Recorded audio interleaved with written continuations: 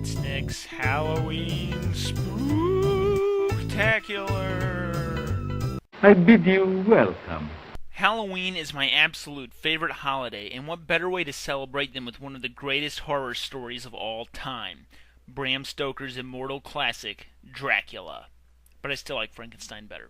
What can I say about this novel that hasn't already been said?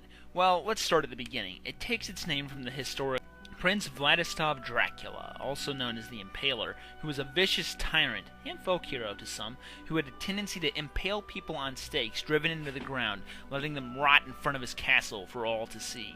According to legend, he would drain the blood of his victims into goblets and drink it up, inspiring the legend of him being a vampire. The fact that his grave was found with no body in it did little to deter this myth.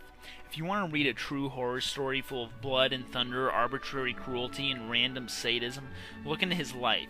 If you're disappointed, then you're more hardcore than I will ever be. The novel takes the name of the villain and it tries to show him as the same character from history. The story is told from journal entries and newspaper clippings, giving the story a feeling of realism as though it had actually happened, which was common at the time. It begins with Jonathan Harker meeting Count Dracula in his Transylvanian castle as he wants to move from his ancestral home and into London.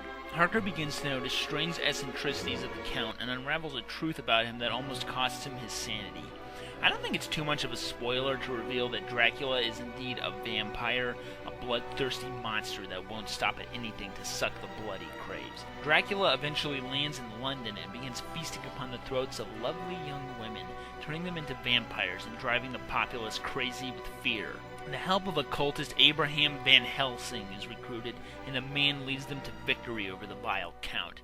That's a rough summary of it, but there's quite a bit more to the story.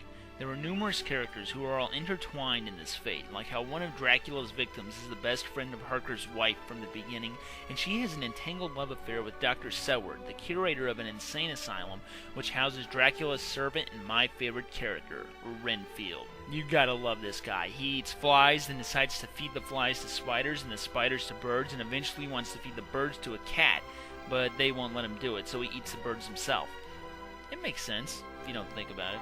He gets confronted by Mina Harker and begins to take a shine to her, eating all of his flies and stating, "It was an old habit." There's nothing like a good madman, and they have it here, in droves, possibly the earliest novel to do so.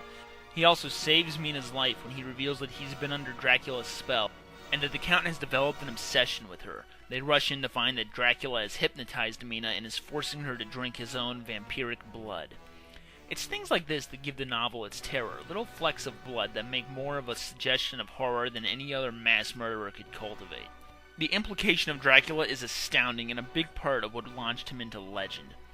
Of course, there have been hundreds and hundreds of films made of the Count and everything he stands for, from Nosferatu to the underrated satire Love at First Bite, but none is as famous or as legendary as the 1931 film starring Bela Lugosi. Directed by Todd Browning, the film is a classic. With no music and heavy atmosphere, the film just oozes creepiness, accentuated by the perfect acting by the entire cast. Really, it's more of a play than a film, especially with the extremely fake bats they swing about. Yeah.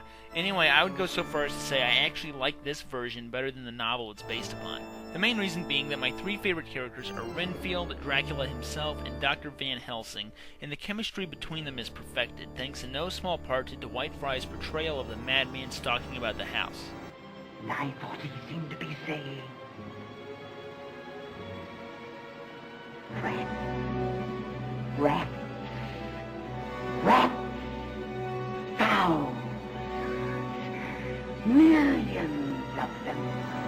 Though I don't want to detract from Lugosi himself, who of course made his mark not only on the film industry, but the world with his Hungarian accent, eerie rhythm, and undying image of the Count that everyone thinks of when they think Dracula. Aren't you drinking? I never drink. Why? It's really a testament to the power of the man, as he very seldom touches what was originally written. In the book, he had a mustache like the real prince, there was no mention of an accent or even the iconic cape. Without these, though, he's not really Dracula, and in some films that try to be closer to the book and leave these elements out, people complain because there's just something missing. Now, as much as I love the original film, none of the others really came close to the book in quality. Nosferatu is cool, but like many silent films, it's heavy on visuals, but the story seems rather bland. Of course, the Christopher Lee films come close, but they have a charm all their own. You know, the better ones, anyway. Lee also was in an Italian version of the story, Count Dracula, directed by Jesus Franco, which at the time of its release was the most accurate to the novel. However, they made Renfield a freaking mute. And that's all I'm going to say about that. There was also Blackula in the 70s, which I'm more afraid of talking about than Dracula himself. I also liked Love at First Bite, kind of an answer to Mel Brooks' Young Frankenstein, where Dracula was played by George Hamilton. It was a raunchy love letter to the Count, where he pairs up with Renfield and tries to seduce his reincarnated lover in modern-day America, showing how the old ways will never die. I'll admit, I haven't seen the Frank Langella version, but I've heard it's good, and he's an awesome actor. If I get around to it, maybe I'll amend this video.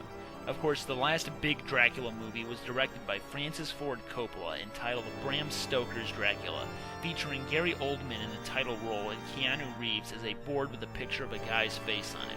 My big problem with this movie is that it has the gall to call itself Bram Stoker's Dracula, but it doesn't follow the book very well.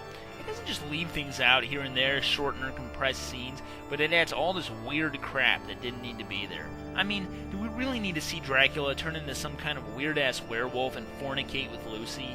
Is the opening scene with him becoming a vampire all that endearing? You're a pretentious director, do the damn thing right. It just pisses me off that we almost had a version close to the book, but I guess it was okay.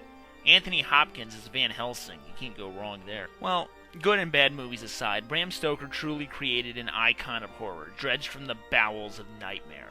The Count has penetrated the public consciousness, forever cementing himself in our memories as a black specter of death hanging about in the shadows, ready to pounce upon us and suck our blood until we're dry. He gave birth to a legacy of horror, a legacy as undying as Dracula himself. Listen to them. Children of the night. What music they make.